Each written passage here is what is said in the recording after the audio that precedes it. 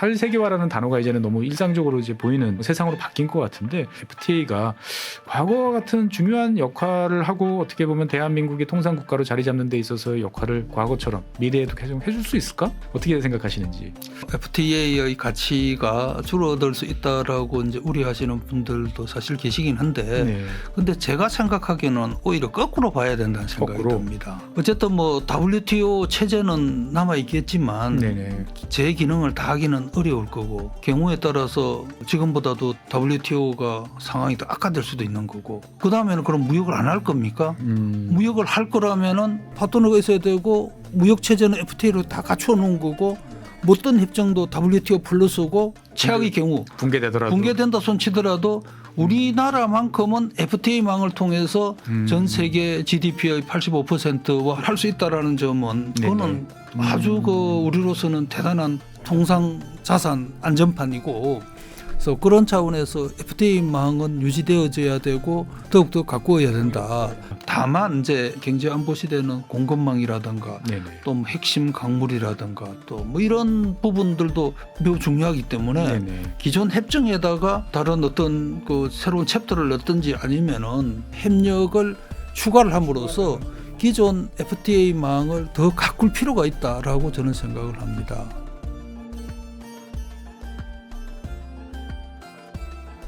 네, 안녕하세요. 최준영입니다. 오늘은 지구본 연구소에 어떻게 보면 귀한 손님을 한 분 모시게 됐습니다. 정말 대한민국의 미래 그리고 현재 모두 다 제일 중요한 일을 해주시는 분이시죠. 지난 20년간 대한민국의 이제 중요한 통상교섭 대부분은 이제 이분을 거쳐갔다고 해도 이제 과언이 아닙니다. FTA 강국 대한민국의 어제와 오늘 그리고 내일을 말씀해 주실 정인교 통상교섭본부장님 나와주셨습니다. 안녕하세요, 본부장님. 네, 안녕하세요. 불러주셔서 감사합니다. 예, 사실 이제 많은 분들께서 이제 통상교섭본부 그러면 좀 헷갈려 하기도 하는데 이 통상교섭본부장이라는 직함이 이제 대외적으로 보면은 어떻게 됩니까? 이 통상장관 이렇게 보통 해외에서는 이제 인식이 되나요? 보면? 예, 정부 조직법상 통상교섭본부장은 통상장관으로 한다라고 이렇게 돼 있습니다. 그래서 통상장관 회의에는 제가 참석하게 돼 있죠. 네, 얼마 전에 이제 G20 통상장관 회의가 이제 개최됐는데 거기에 이제 다녀오셨는데 컨디션은 이제 괜찮으신지 먼 길 다녀오셨다고 제가 들었는데. 예, 2박 6일 출장이었고요. 현지에서 이틀 동안 회의하기 위해서 6일을 보냈습니다. 예, 사실 이제 많은 분들께서 최근 들어서 이제 어떻게 보면 통상에 대해서 뭐 너무나 자연스럽게 잘 이루어지다 보니까 뭐 큰 변화가 있나 이런 생각도 좀 들긴 하시는 것 같은데 이번 장관회의에서 혹시 뭐 논의된 특별한 사항들이 있으시면 한번 짧게 말씀해 주시면 좋을 것 같습니다. 네, 이번 그 브라질리아에서 개최된 G20 통상장관 회의의 주제는 정의로운 세계 지속 가능한 지구 구축이었습니다. 주제가 뭐 거창합니다. 전 세계 문제를 다 커버해야 되는 그런 폭넓게 주제가 설정이 되었었는데 뭐 통상장관 회의니까 가장 중요하게 다루는 것은 WTO의 기능을 어떻게 하면 정상화시킬 것이냐. 그다음에 이제 지속 가능 얘기 나오니까 이런 기후 변화에 대한 각국의 대응이나 정책에 대한 또 협의가 있었고 그다음에 이제 요새 또 이제 중요하게 이제 떠오르는 주제가 아무래도 그 소외된 계층을 어떻게 하면 통상 정책 차원에서 이분들의 복지를 증진시킬 수 있을 것인가라는 거고 특히 한 세션은 통상과 여성이라는 주제로 해서 논의가 있었습니다. 그거 외에 이제 뭐 여러 가지 이 전 세계적인 어떤 통상 현안에 대한 논의가 있었는데 어쨌든 뭐 통상장관들이 만나보면은 이거 어떻게 하면 WTO가 정상화될 수 있도록 각국이 힘을 합칠 것인가라는 건데 뭐 상황이다 보니까 뭐 이렇게 딱 부러지는 어떤 그런 결론을 내기는 어렵죠. 사실은 참 어떻게 보면은 WTO가 이제 출범한 지 벌써 이제 20몇 년 이제 지났는데 어떻게 보면은 여러 가지 참 안 좋은 상황을 겪고 있는 것 같아서 걱정이 좀 많습니다. 본부장님께서는 취임하신 후 이제 벌써 10달 정도 지나셨죠, 보면은? 그렇습니다. 예, 이 본부장으로서의 이제 막상 해보시니까 소회가 어떠신지 그리고 어떻게 보면은 여러 가지 이제 고민도 많으실 것 같다라는 생각이 드는데 먼저 한번 국민 여러분께 한 말씀 해주시면 되게 좋을 것 같습니다. 제가 사실 통상 정책 분야 뭐 연구 및 일부 뭐 정책에 관련되는 어떤 실무도 좀 하고 해가지고 한 30년 동안 사실 통상 학자로서 지냈는데 네네. 첫 20년 동안은 어떻게 하면은 어떤 무역 질서를 자유롭게 할 것인가, 무역 자유화에 초점이 맞추어졌고 특히 제가 이제 많이 했던 이런 자유무역협정 FTA 체계를 어떻게 하면은 많이 하고 또 이거를 의미 있게 할 것인가라는 거였는데 네네. 사실 거의 첫 20년 동안은 하는 일이 거의 패턴이 같았습니다. 관세를 낮추고 그렇죠. 무역 장벽을 해소하고. 그런데 이제 지난 한 뭐 짧게는 5년, 좀 길게 보면 한 10년, 5년에 10년 사이에는 보호무역주의가 일단 득세를 했고요. 네네. 자국 이기주의. 그렇죠. 그다음에 이제 경제 안보, 또 최근 들어서는 이제 뭐 과잉 생산이라든가 이런 이제 많은 이제 새로운 이제 어젠다, 거기다 또 디지털화 이슈들도 있고. 그렇죠. 이러면서 이게 어떻게 보면은 각각의 이슈 같지만은 사실은 또 하나로 이렇게 네. 또 뭉쳐져 있는 결국 다 거고. 통상으로 다 귀결되는. 그런 면에서는 지난 30년간의 어떤 뭐 제가 한 분야를 판 것이 네. 오늘 이런 다양한 어떤 통상 현안들을 판단하고 또 국가적 차원에서 국익에 가장 적합한 정책을 추진하는 데 도움이 이제 된다라고 볼 수 있을 것이고 네네. 앞으로 또 다른 어떤 현안들도 많이 그렇죠. 제기가 될 것이고 이러기 때문에 네네. 우리 통상교섭본부 전 직원들도 뭐 그동안에 쌓았던 노하우를 바탕으로 해서 최선을 다하고 있습니다만은 어쨌든 뭐 저희들로서는 하루하루 발생하는 이런 통상 현안에 대해서 적극 대응하고 또 대한민국은 뭐 작은 나라인 것 같지만 사실은 인구 5천만 이상 되면서 또 세계 경제 규모가 12위 되는 제법 큰 나라입니다. 맞습니다. 그러니까 그런 큰 나라의 어떤 그런 위상에 맞게 또 나름대로 세계적인 통상 현안에 대한 저희들에 대한 능력을 배양해 나갈 뿐만 아니라 또 한편으로는 우리가 할 수 있는 범위 내에서는 이런 통상 질서 구축에 우리도 기여를 해야 되겠다라는 차원에서 네. 글로벌 중추 통상 국가 구축을 현재 저희들의 통상 정책 모토로 잡고 뭐 다들 열심히들 하고 있습니다. 어쨌건 잘해왔던 거는 계속 잘하려고 더 노력을 해야 되고 또 변화하는 환경에 적응도 이제 같이 해야 되는데 그 최전선에 이제 통상교섭본부가 이제 있는 것 같습니다. 사실 아까 이제 본부장님께서 이제 30년 동안 이제 학자로서 이제 여러 가지 활동을 해오셨다는데 사실 저도 연구자로 이제 시작해서 다양한 경험을 쌓았습니다만 이제 본부장님 경력하고 비교해 보면 많이 부족한 게 많은 것 같습니다. 사실 제 개인적으로 좀 궁금한 거는 이제 밖에서 주로 이제 공무원분들하고 이제 협력을 하시면서 일을 해오시다가 이제는 어떻게 보면 책임자로서 역할을 이제 스위치하신 이제 이런 셈인데 막상 실제로 이제 이 본부장이 되시고 나시니까 어떤 느낌이신지 좀 궁금합니다. 보면. 뭐 일단은 한 분야에 오래 있었고 또 뭐 통상 당국과 꾸준히 그 접촉을 하면서 일을 해요. 통상이라는 거는 사실은 뭐 학자 혼자서 자기 그 분야 그 뭐 강의를 하고 이런 분야에 있어서는 그걸로 뭐 특별히 그 정책 당국과 접촉이 없어도 가능하지만 그러나 정책에 대해서 최전선에서 또 나름대로 역할을 하려고 그러면은 정책 당국자들과 그 뭐 긴밀한 협의를 해야 되는데 그런 측면에서 제가 뭐 또 많은 분들하고 만나봤기 때문에 일단은 뭐 안면이 많고 예. 두 번째는 이제 그동안에 통상 당국은 그 나름대로 또 노하우를 구축해 왔기 때문에 이분들의 전문 지식을 저도 또 그 같이 공유하면서 뭐 일을 해나가는 데 있어서 상당히 그 편안한 측면이 있고 제가 또 좋았던 것은 제 나름대로는 연구할 때와는 달리 실무를 정책 실무를 한다는 것은 이것은 뭐 정말 다르죠, 정말 그 차원이 다른 얘기지 않겠습니까? 네, 더군다나 그 통상 당국의 책임자로서 또 판단을 해야 되고 하기 때문에 많이 다른 걸 느끼면서도 또 보람도 있다라는 거고 또 지금 현재 국제적 상황이 이 통상에 대해서는 국민적 관심이 매우 높기 때문에 저희들이 잘해야 된다는 그런 부담감도 갖고 있습니다.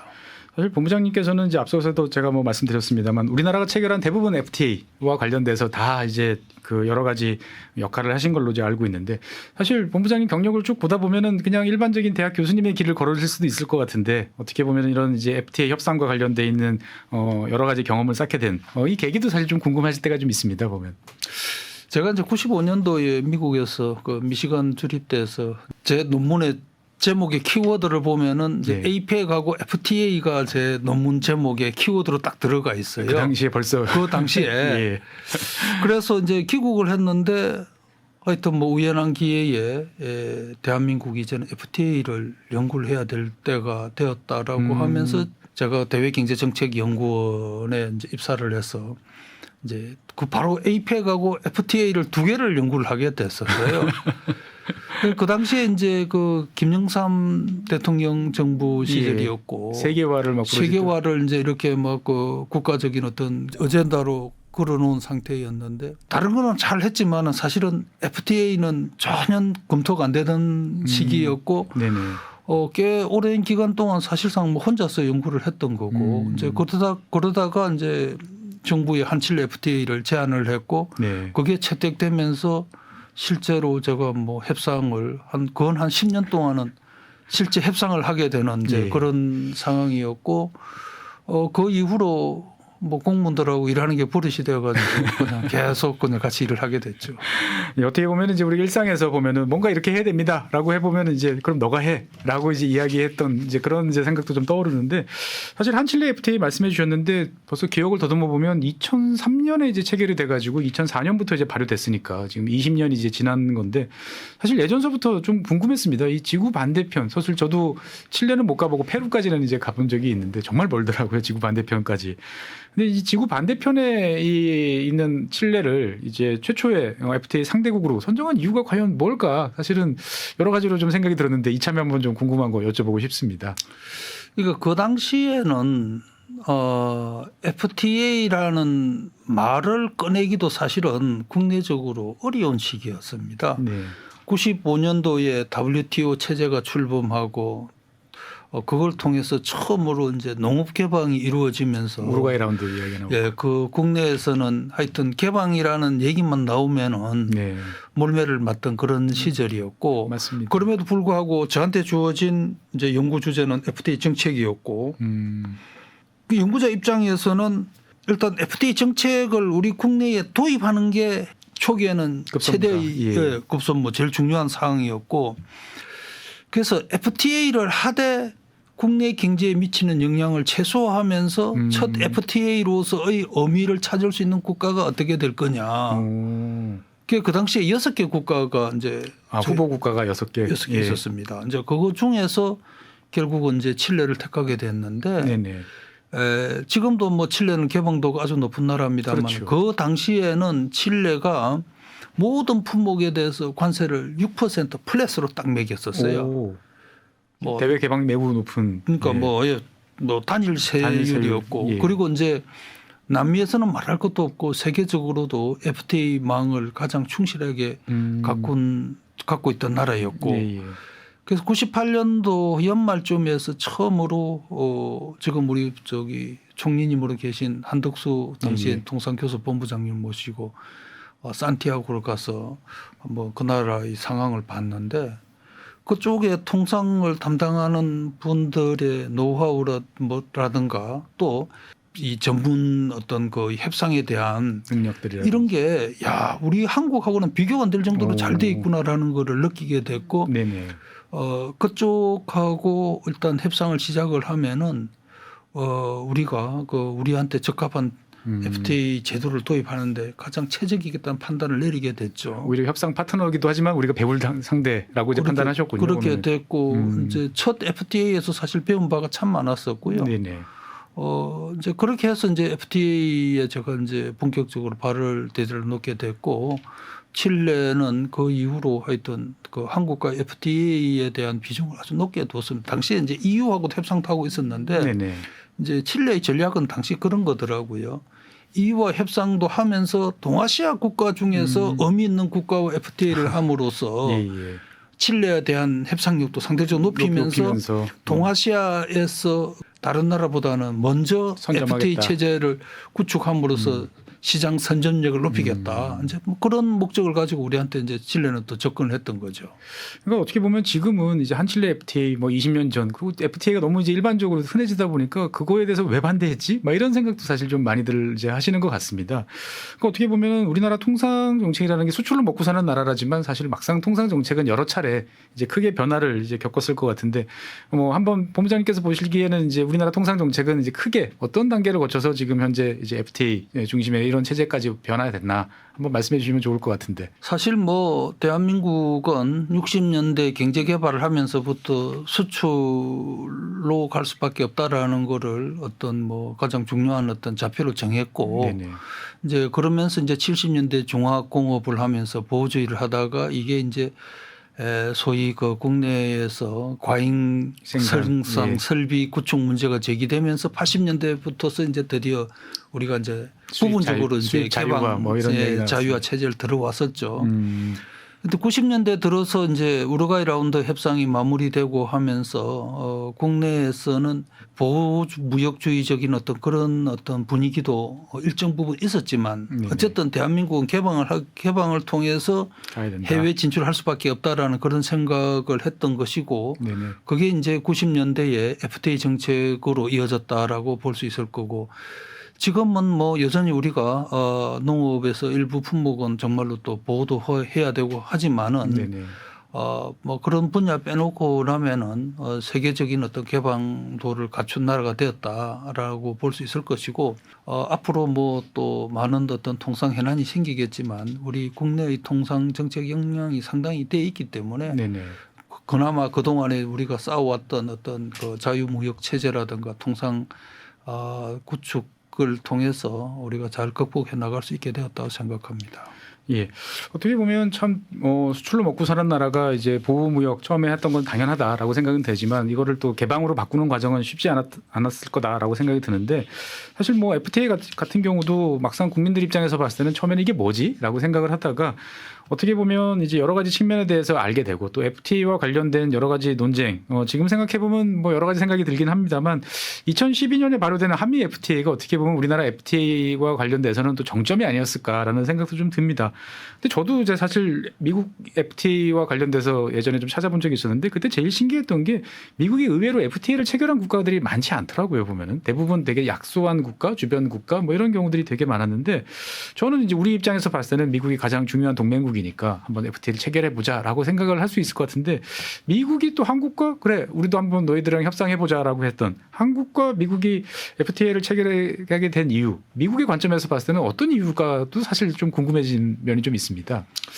우리가 이제 2003년도에 FTA 추진 로드맵이라는 걸 그 당시에 이제 노무현 대통령 때 만들었고 제가 이제 그게 연구 책임자였어요. 참여정부 시절에 그 로드맵 만들었죠. 이제 거기에다가 이제 우리가 어쨌든 FTA 정책을 한 이상은 미국과 FTA는 이거는 꼭 해야 되겠다라고 이제 포함을 시켰던 거고 피할 수 없는 상대다. 그런데 그 당시에 이제 미국에서는 한국과 FTA에 대해서는 전혀 관심이 없던 상황이었고 그러나 이제 우리가 이제 FTA를 제대로 하기 위해서는 진짜 큰 나라와 의미 있는 FTA를 해야 된다라는 생각을 했고 그러다가 우연한 기회에 제가 이제 미국에서 제법 큰 자리에서 세미나를 하게 됐고 이제 발표를 하게 됐어요. 그래서 이제 제목이 그 당시 제가 발표한 제목이 그 동아시아 지역주의의 발전과 한미 관계에 대한 시사점으로 해가지고 뭐 제가 특정국을 얘기하기 어려워서 그런데 앞으로 세상이 이렇게 바뀔 것 같은데 특히 동아시아에서는 어떤 국가가 상당히 그 영향력을 키울 것 같고 그런 면에서는 미국의 그동안의 여러 동아시아에 특히 한국의 중요성을 생각한다면은 경제 안보 시스템을 만들 필요가 있다. 경제 안보적인 관점에서. 그렇죠. 그 당시 지금 말씀하신 것처럼 그 미국이 FTA가 그닥 많지 않다고 한 거는 나프타 북미 자유무역 지금은 USMCA라고 합니다만 이거는 뭐 경제적으로나 안보적으로 매우 미국한테 중요하다 볼 수 있을 거고 나머지 뭐 이스라엘, 바레인 뭐 이런 나라와 체결한 거는 다분히 경제적인 목적보다는 외교 안보적 관점에 중요성이 더 크다 볼 수 있을 것이죠. 그런데 이제 한국은 그 둘에 다 걸쳐 있지 않습니까? 걸쳐 있는 나라고 발표를 하고 나서 그러고 나서 그 분위기가 상당히 달라지고 그게 바로 이제 2004년 그 한 10월 그때쯤입니다. 그 이어서 바로 이제 그 미국에서 당시에 이제 USTR이 미국과 한국과 FTA에 관심이 있다라고 발언을 합니다. 예. 그 다음에 이제 2005년 되면은 한 4, 5월 되면은 이제 그 협의 채널이 구성이 되어지고 갑자기 바퀴가 막 굴러가는 느낌이 막 드셨겠어요. 보면. 그렇습니다. 그래서 그게 널리 뭐 알려질 사항은 아닌데 오늘 이 자리에서 질문을 하시니까 제가 드디어 밝히게 되는데 그런 측면에 있어서는 뭐 저도 초기에 한미 FTA 이 논의를 진전시키는 데 기여를 좀 했고 물론 뭐 협상에서도 참여를 하게 됐고 그렇게 됐죠. 어쨌든 참 우연한 계기로 이제 바퀴를 이제 굴러가도록 이제 해주신 이제 장본인이시라는 말씀을 이제 오늘 이제 해주셨는데 사실 돌이켜 생각해 보면 그 당시 한미 FTA 때 참 시위도 많고 여러 가지 반대도 참 많았던 것 같고 정말 생소했던 뭐 투자자 국가 분쟁, ISD 같은 이야기도 참 그때 이제 많았던 것 같습니다. 그러니까 어떻게 보면 지금 시점에서 보면 당시에 잘못된 정보 뭐 또 일부 또 세력들의 편향에 따른 뭐 잘못된 주장 이런 것들이 참 많았구나라는 생각도 좀 듭니다. 그러니까 그걸 지금 보면은 한미 FTA에서 우리가 뭐 일상적으로 뭐 어떤 문제가 생겼다든지 뭐 잘못된 이야기가 별로 없는데 우리가 너무 과잉해서 여러 가지 문제들을 키웠나라는 생각도 좀 들긴 해보는데 본장님께서도 당시를 돌이켜 보시면 어떤 생각이 좀 드시나요? 보면. 당시 뭐 그 바로 말씀하신 이제 그런 ISD 등과 같은 그런 이슈로 해서 뭐 저도 상당히 그 비난도 받고 또 어려운 어떤 처지에 놓일 때도 들어 있었고 했죠. 그런데 뭐 전체적으로 돌이켜 생각해 보면은 어쨌든 한미 FTA는 상대국이 미국이고 네네. 또 미국이 갖는 중요성도 있지만은 또 우리 국내에서 미국에 대한 입장을 달리 갖고 계신 분들도 있을 그렇죠. 수 있고 또 협정문 자체가 경우에 따라서는 아주 가능성은 적지만은 그래도 또 그분들이 또 언급하는 게 뭐 100% 완전히 틀린 거는 아닐 수도 있는 거지 않겠습니까? 예. 근데 통상 당국 입장에서 보면은 전혀 뭐 물샐 틈 없고 전혀 문제 없는 이런 협정은 사실 그건 협상이 아니죠. 그거는 체결될 수가 없는 없죠. 거죠. 네네. 그리고 그렇게 우려하는 사항에 대해서도 또 뒤에 가보면은 어떤 행태로도 또 나름대로 안전장치를 다 걸고 있단 말이죠. 맞습니다. 그래서 이것만 보면은 문제가 되는데 네. 안전장치까지 고려하면은 네. 우리로서는 할 만큼 다. 할 만큼 돼 있고 크게 우려할 바가 아니다라고 얘기를 해도 사실은 그게 잘 안 들리죠. 맞습니다. 그러다 보니까 이제 뭐 국내에서 논란도 있었고 하지만은 뭐 어쨌든 그런 분들이 계셨기 때문에 우리 그 통상당국에서도 협정문의 문구 하나하나도 더 신경 써서 이제. 신경 쓰고 또 다시 한번 또 되짚어서 그 뭐 파급 영향도 검토할 수 있게 됐기 때문에 이제는 뭐 그분들도 고맙고 만나면은 언제든지 술 한잔 할 수 있는 그런 상황이 되었습니다.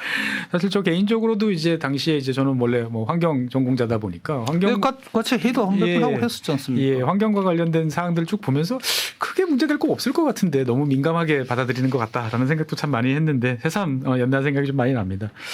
그래서 어쨌든 이제 한미 FTA를 통해서 우리나라는 그 다음서부터 뭐 한EU FTA라든지 뭐 상대가 누가 됐든지 간에 이제 당당하게 나서서 이야기하고 여러 가지 조건에 대해서 논의를 하고 그것이 또 국가적으로도 뭐 큰 문제 없이 잘 여태까지 진행되어 왔던 것 같은데 쭉 놓고 생각을 해보면 몇 가지 FTA를 들여다보면 우리나라 FTA 특징 같은 경우는 일단 쌀이나 민간 품목에 대해서는 확실하게 보호하겠다는 입장이 분명하고 근데 그거를 제외한 나머지에 대해서는 개방의 폭이 상당히 넓다라고 보여지는 것 같고 대신 또 막상 현장에서 보면은 원산지 표기에 대해서는 또 되게 까다로운 어떤 규정과 이런 걸 적용한다라는 이야기들을 이제 많이 듣는 것 같아요. 그리고 다른 한편으로 보면 저는 좀 그런 생각이 드는데 겁이 없나 대한민국이 이렇게 거대 경제권 FTA를 하는 거에 대해서 전혀 뭐 꺼리낌 없이 먼저 제안도 하고 여러 가지 이제 논의를 하는데 이게 대한민국 FTA 특징이라고 봐야 되는지 아니면 일반적으로 FTA를 체결하는 국가들이 보통 이런 패턴으로 가는지도 사실 좀 궁금할 때가 있습니다.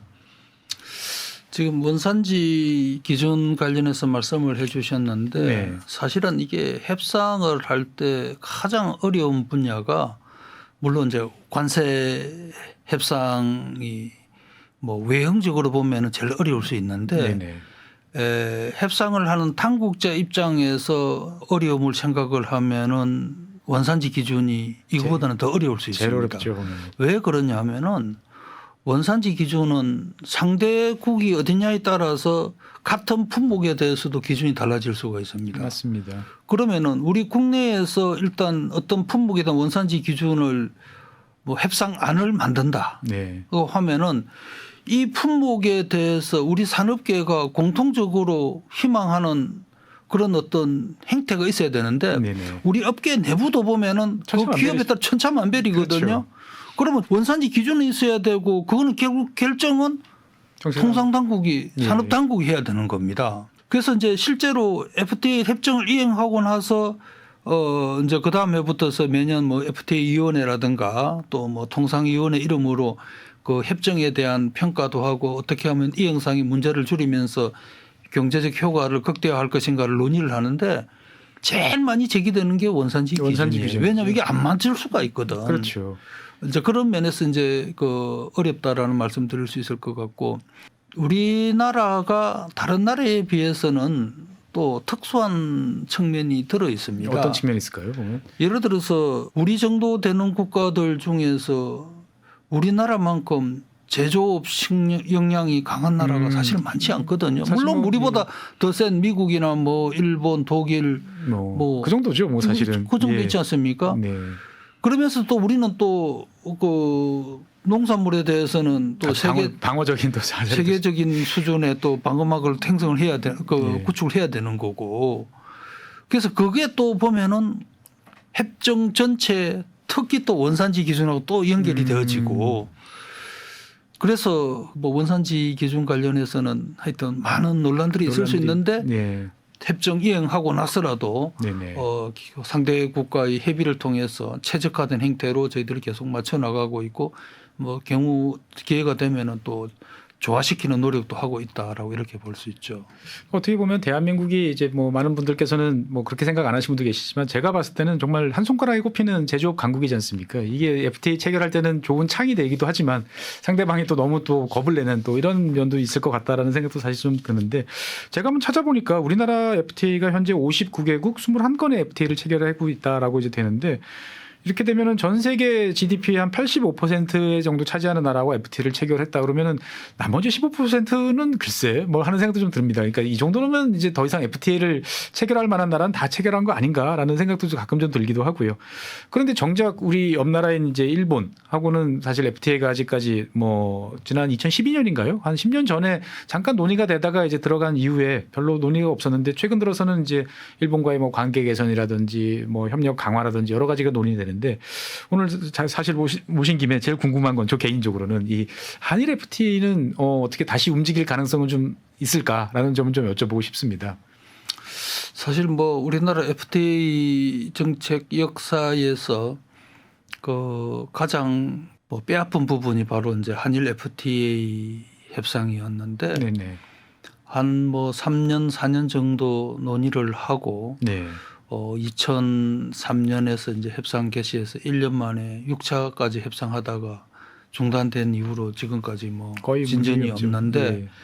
그 사이에 이제 일본 측이 이제 우리나라에 대해서 이제 협상 재개를 요청을 몇 번 했습니다만은 근데 이제 우리 측에서는 그 시점에 보면은 또 RCEP이라고 또 네네. 영내 경제 동반자 협정이 이제 돌아가고 있었고 또 한중일 FTA도 또 논의가 되고 있었죠. 이러면서 뭐 상대적으로 일본과 FTA에 대해서는 저희들이 그 영향을 많이 쏟지 못한 게 사실이고 네네.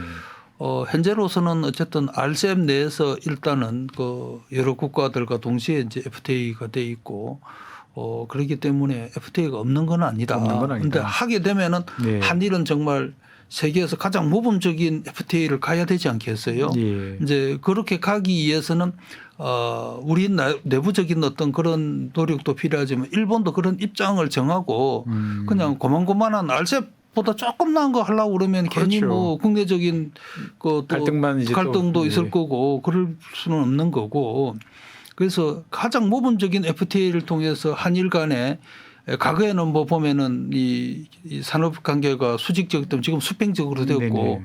양국 간에 상생하면서 또 수평적인 어떤 이런 산업 협력을 확산시킬 수 있는 행태로 간다면은 뭐 저희들로서는 예. 언제든지 예. 바로 협상 준비를 할 수도 있겠죠. 그래서 일본과의 합의가 먼저 중요하다. 어떤 방향으로 어떻게 될 건지에 대해서. 네네. 사실 뭐 엄청나게 많은 우리나라 분들이 제일 많이 가는 곳이 이제 일본이고 일본 외 관광객들도 제일 많이 오는 곳이 한국인데 어떻게 보면 참 바로 옆 나라 하고 이제 정말 본격적인 FTA가 되는 게 제가 봤을 때 보면 정말 이제 또 다른 단계로 진입하지 않을까 싶습니다. 근데 어떻게 보면 이제 한일 FTA 뭐 이야기를 하다 보니까 문득 드는 생각이 지난 20년 동안 우리가 수많은 FTA를 이제 체결했거든 우리 이제 통상교섭본부를 비롯한 이제 관계자분들의 많은 노력도 있습니다만 세계 흐름이 어떻게 보면 관세는 낮추고 무역 장벽을 없애고 더 많은 교역이 일어나도록 하는 게 모두한테 이득이다라고 하는 흔히 말하는 이제 세계화라는 그 흐름에 대해서는 누구도 이제 이의를 제기하지 않는 흐름들이 쭉 이어져 왔는데 한 뭐 길게 보면 한 7, 8년, 짧게 보면 한 5, 6년 사이, 한 3, 4년 사이에 이제 세계화에 대한 이제 거부감, 반대. 그러니까 뭐 탈세계화라는 단어가 이제는 너무 일상적으로 이제 보이는 이제 이런 세상으로 바뀐 것 같은데 어떻게 보면 국제적 기조가 흐름이 이렇게 바뀌었는데 우리가 지금 앞서서 쭉 말씀하셨던 FTA가 과거와 같은 중요한 역할을 하고 어떻게 보면 대한민국의 통상국가로 자리 잡는 데 있어서의 역할을 과거처럼 미래에도 계속 해줄 수 있을까 하는 생각도 좀 들긴 합니다. 어떻게 생각하시는지. 그러니까 이제 뭐 세계화 시대의 대표적인 어떤 그 통상 분야 상품이 FTA였는데 지금은 이제 경제 안보 시대니까 뭐 세계화와는 어느 정도 이게 대척적인 관계에 있는 거고 그렇기 때문에 FTA의 가치가 줄어들 수 있다라고 이제 우려하시는 분들도 사실 계시긴 한데 근데 제가 생각하기에는 오히려 거꾸로 봐야 된다는 생각이 듭니다. 왜 그러냐면은 어쨌든 뭐 WTO 체제는 남아 있겠지만 제 기능을 다 하기는 어려울 거고 또 경우에 따라서 뭐 지금보다도 WTO가 상황이 더 악화될 수도 있는 거고 그 다음에는 그럼 무역을 안 할 겁니까? 무역을 할 거라면은 파트너가 있어야 되고 결국 파트너가 있어야 되고 무역 체제는 FTA로 다 갖춰 놓은 거고 못던 협정도 WTO 플러스고 그러면은 WTO 뭐 설령 뭐 최악의 경우 붕괴된다 손치더라도 우리나라만큼은 FTA망을 통해서 전 세계 GDP의 85%와 할 수 있다라는 점은 그거는 아주 그 우리로서는 대단한 통상 자산 안전판이고 지금 현재 우리도 이제 꾸준히 지금 FTA를 모색을 하고 있습니다. 그런데 이제 큰 나라, 의미 있는 나라와는 뭐 이미 다 했고 거의 다 했죠. 이제 남아 있는 이제 나머지 뭐 숫자는 많지만은 퍼센테이지는 많지는 않지만 그래도 이런 나라들 중에서 그 대표성을 가진 나라라든가 또 그 앞으로 성장 잠재력이 높은 나라와는 꾸준히 지금 저희들이 지금 추진을 하고 있습니다. 지금도 뭐 대여섯 개 협상을 국가와 협상을 하고 있고 뭐 2, 3년 후에 또 할 나라들을 저희들이 계속 접촉을 하고 있고 그래서 그런 차원에서 FTA망은 유지되어져야 되고 더욱더 가꾸어야 된다. 오히려 가꿔야 된다. 다만 이제 FTA에는 지금 말씀하신 것처럼 이런 경제 안보 시대는 공급망이라든가 또 뭐 핵심 강물이라든가 또 뭐 이런 부분들도 매우 중요하기 때문에 기존 협정에다가 다른 어떤 그 새로운 챕터를 넣든지 아니면은 또 다른 뭐 부속서를 넣어서라도 이런 분야 협력을 추가를 함으로써 기존 FTA 망을 더 가꿀 필요가 있다라고 저는 생각을 합니다. 그러니까 오히려 이제 많은 사람들이 많은 국가가 모이는 다자간 협상에서는 이제 최소한의 조건으로만 이제 협상이 되는 데 비해서 FTA는 주로 당사국끼리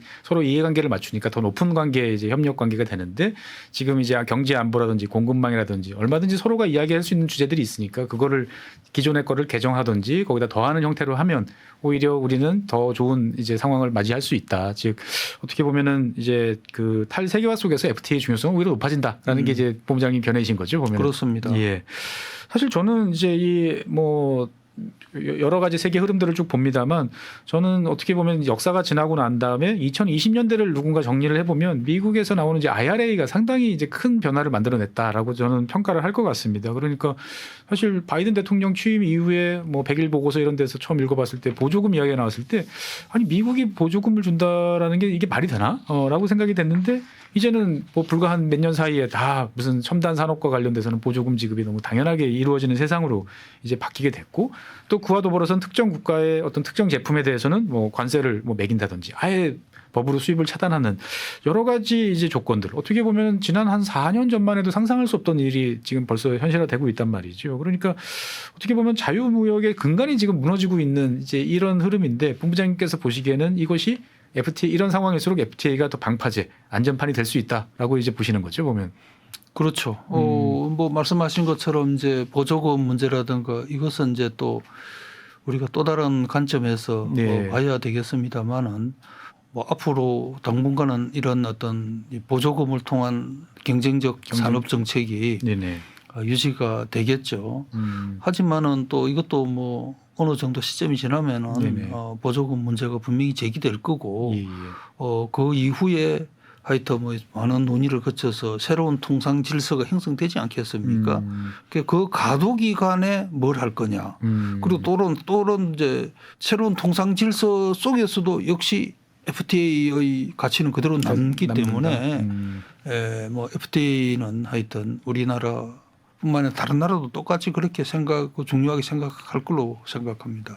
사실 이제 많은 분들이 궁금해하시는 게 미국이나 EU나 다들 이제 뭐 반도체를 비롯한 많은 이제 대형 이제 산업 유치, 뭐 그다음에 첨단 산업 진흥 이런 거 위해서 막 천문학적인 수준의 막 보조금을 지급한다라는 뉴스들이 계속 이어지는데 정작 우리는 왜 안 하지? 사실 이제 이런 좀 사람들 궁금증도 좀 있는 것 같습니다. 뭐 어떻게 보면 우리가 못하는 건지 안 하는 건지 뭐 이런 여러 가지 이제 뭐 우리가 못하는 그렇게 할 수 없는 무슨 규정이 있는 건지 여러 가지에 대해서 좀 궁금한 분들도 많으실 것 같은데 혹시 여기 대해서도 좀 답이 가능할까요? 뭐 다른 나라에서 보조금을 주는 어떤 뭐 비율이나 네네. 뭐 금액에 상응하게 우리도 재정적으로 가능하다면은 네. 뭐 줄 수 있는 주는 게 좋겠죠. 네네. 다만 이제 우리가 한 번쯤은 생각을 해봐야 될 게 지금 엄청난 보조금을 주고 있는 나라들은 기본적으로 그 산업, 그 기술에 대한 이 산업 기반이 아예 없기 때문에 네네. 아예 없기 때문에 아무도 시도를 안 할 거 아니겠습니까? 돈의 힘으로 일단은 들여와야. 그렇죠. 아무것도 그 뭐 좀 맨땅에 뭘 하라고 그러니까 거기에다가 뭐라도 좀 시드마니를 좀 뿌려줘서 여기서 사업을 하도록 인센티브 차원에서 많은 나라들이 계획을 이제 집어넣은 거고 네네. 우리는 지금 그런 나라들이 집어넣는 산업에 대해서는 경쟁력을 이미 갖추고 있고 네네. 있기 때문에 그걸 1대1로 비교하기에는 적합지 않다라는 얘기를 하고 싶고 네네. 그럼에도 불구하고 어쨌든 이런 기술 산업은 R&D가 핵심이기 때문에 그렇습니다. 더 경쟁력을 갖기 위해서 정부가 할 수 있는 할 수 있는 일이 있으면 해야 되는데 네. 통상 당국에서 걱정하는 것은 이제 이게 소위 보조금 협정 관련된 사항 위반을 이제 우려를 할 수는 있는데 뭐 지금 와서 보조금 협정 위반 때문에 그건 이제 아닌 산업 지원을 못한다 소리를 할 수 없는 시대가 돼버렸단 말이죠. 맞습니다. 그래서 제일 중요한 거는 재원 확보다. 그다음에 이제 산업 정책을 어떻게 끌고 갈 것인가라는 부분일 텐데 분명히 우리가 경쟁력 키워준다라는 건 확실한데 네. 재원 마련이 제일 중요하겠다. 재원 마련, 그다음에 경쟁력 강화를 위한 방안이 과연 무엇인지 여러 그런 가지로 것만 국가적인 어떤 어젠다만 세팅이 된다면은 그거는 우리가 못할 이유는 없다. 저희들이 뭐 보조금 협정 위반 때문에 하지 맙시다라고 하지는 않겠죠, 저희들이. 결국은 이제 돈이 문제다라고 이제 볼 수가 있을 것 같고, 아까 이제 뭐 한일 FTA 이야기하면서 이제 RCEP 뭐 이런 이야기도 이제 해주셨는데 사실 전통적인 의미에서 뭐 어떤 나라와 우리나라가 1대1로 두 나라가 이제 체결하는 양자간 FTA는 좀 주춤해진 것 같고, 그에 비해서 이제 좀 광범위한 지역적 범위 뭐 환태평양 뭐 이런 이제 넓은 차원에서의 다자간 FTA 이런 것들이 더 많이 체결되다 보니까 사실은 이제 들어보면 이제 보통 사람들 입장에서 봤을 때는 이게 뭐지? 라는 이제 암호문처럼 이제 보이는 경우도 되게 많은 것 같습니다. 근데 그러한 점에서 저 개인적으로는 지난 2022년에 이제 IPEF죠. 이제 인도 태평양 경제 프레임워크 이게 출범을 이제 해서 여러 가지 당시에 많은 이제 기대감이 있었던 것 같은데 지금 2년이 지났는데 뭐 IPEF 이야기 별로 잘 안 나오는 것 같아서 이게 도대체 어떤 상황인지 그다음에 변화 사항은 어떤 것들이 있는지 이런 것들을 관련해서 당시에도 이제 공급망 관련해서 되게 이야기들이 많이 나왔던 것 같은데 한번 말씀해 주시면 좋을 것 같습니다. IPEF는 기본적으로 이제 관세에 관련되는 네. 전 세계가 다 민감한 관세에 관련되는 부분은 빠져 있지만 나머지 이제 무역, 공급망 또 청정 경제 등 뭐 이런 지금 현재 전 세계가 당면한 중요 통상 해란에 대한 협력 사항들을 규정하고 있는 겁니다.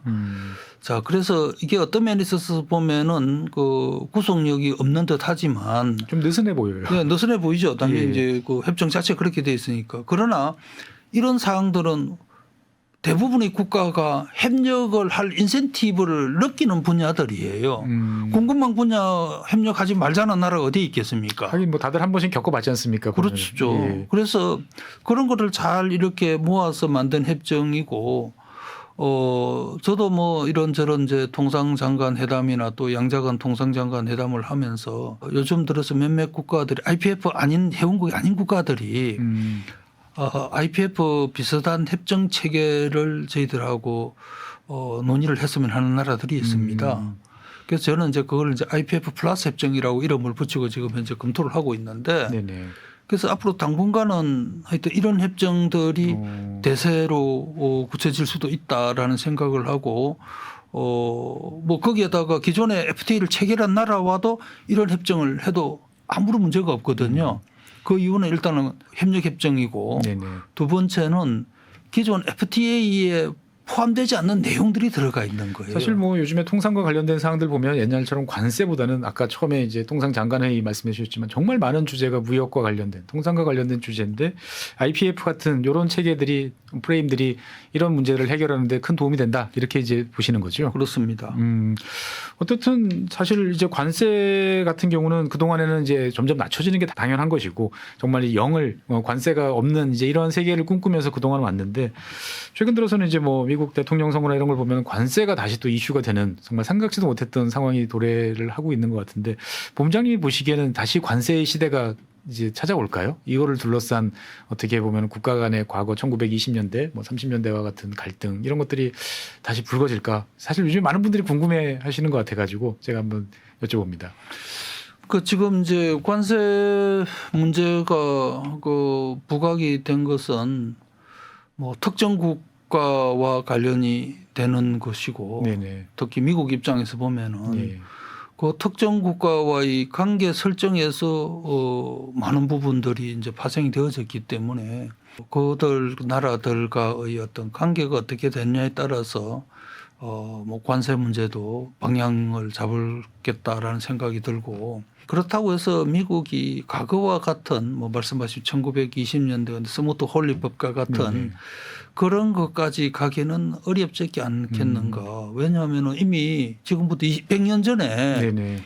그렇게 해가지고 미국뿐만 아니라 전 세계가 엄청난 고통을 겪었다라는 건 다 알고 그렇죠. 있는 거고. 역사적 경험은 네. 다들 공유하고 있으니까. 네, 지금 뭐 하여튼 뭐 미국 그 정치 구도라든가 또 말씀드렸던 그런 거 특정국의 어떤 그 관련되는 이슈 때문에 그렇지 뭐 그거 아닌 다음에는 네네.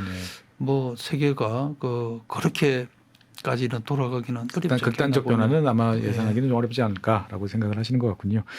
네, 사실 뭐 아까도 이제 IPF 이야기하면서 이제 공급망 관련해서 쭉 이야기를 쭉 해주셨는데 사실 뭐 통상과 관련돼 있는 여러 가지 이야기들을 쭉 하다 보면은 이제 그 동안에는 시장 개방 서로가 이제 관세를 낮춰서 더 무역 규모를 확대하는 쪽이 이제 당연히 이제 어떻게 보면은 그 통상의 핵심이다라고 이야기를 했는데 지금은 이제 안정적 공급망 확보다라는 이야기도 나오는데 본부장님께서 보시기에는 이제 이러한 뭐 IPF라든지 이런 여러 가지 프레임들을 잘 활용해서 조합을 하면 기존의 FTA와 결합을 시키면 어떻게 보면은 뭐 이게 공급망 그 안정성 확보 따로 그다음에 그 FTA를 통한 이제 무역 장벽 해소 이게 다른 이야기가 아니다 하나로 뭉쳐질 수 있다 이렇게 보시는 거죠. 그렇죠. 일단은 그 상품의 흐름이 원활해지려고 그러면은 관세가 없어야 된다라는 건 예. 그건 기본이고요. 두 번째는 기존 그 FTA 협정에는 대부분의 협정에는 그 공급망 관련되는 내용들이 없습니다. 그렇죠. 그래서 그거는 이제 보완을 할 수밖에 없는데 말씀하신 IPF라든가 또 양자간 공급망 협정 싱가포르와 뭐 최근에 체결을 했습니다만은 이제 이런 협정들을 늘려 나가거나 기존 FTA의 공급망 협력 조항을 추가를 해야 되지 않겠나 싶고 네네. 또 마지막으로는 이제 특히 우리나라도 더 그럴 수 있겠습니다만은 그 자국이 그 공급망 안정을 기하려는 그런 노력을 해야 되겠다. 이제 그러기 위해서는 국내 관련되는 법도 제정을 해야 되는데 우리나라는 네네. 뭐 소부장법이라든가 공급망 안정법 등을 네네. 이미 공급망 3법 형태로 이미 제정을 했고 그래서 네네. 이런 법을 충실하게 이행을 하게 되면은 뭐 기존에 있는 협정과 더불어서 네네. 공급망이 뭐 그런 대로 우리가 안정화될 수 있도록 기반을 갖추었다라고 볼 수 있을 것이고 물론 뭐 상황이 터지면은 그 걷잡을 수 없는 경우가 있습니다. 네네. 그럴 때는 뭐 하여튼 또 거기 맞춰 통상 대응해야 외교적 되고. 노력을 저희들이 이 전력 투구를 해서 해결을 해야 되겠죠. 그러니까 어떻든 통상도 그렇고 공급망도 그렇고 신뢰할 수 있는 파트너를 잘 확보한다라는 면에서 매우 중요하다라는 점은 공통적인 것 같습니다.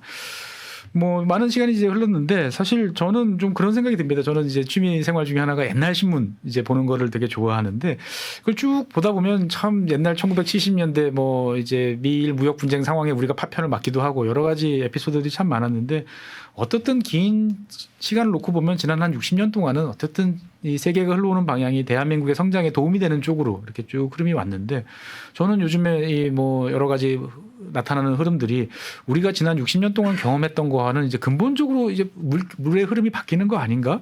이렇게 되면은 어떻게 보면은 우리가 해왔던 것은 더 많은 수출, 더 많은 교육, 더 많은 통상을 통해서 개방을 하고 세계로 나가서 여기까지 선진국까지 됐는데 이게 만약에 이 흐름이 우리의 의도와 상관없이 반대로 바뀐 이렇게 될 가능성이 있다면 과연 대표적인 통상국가인 대한민국의 미래는 어떻게 될까라는 좀 걱정이 좀 사실 요즘에 많이 됩니다. 나이를 먹어서 그런지.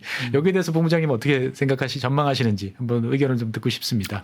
어느 때나 보면은 그 진보와 후퇴라는 이런 이제 반복 현상이 있으면서 그 나름대로 작은 진동이죠. 네네. 그러나 이제 큰 추세로 보면은 진보 쪽으로 갈 거고 개방 또 자유화가 확산되는 쪽으로 분명히 나아가고 있다라고 이제 뭐 우리 역사를 통해서 알 수가 있는 거고.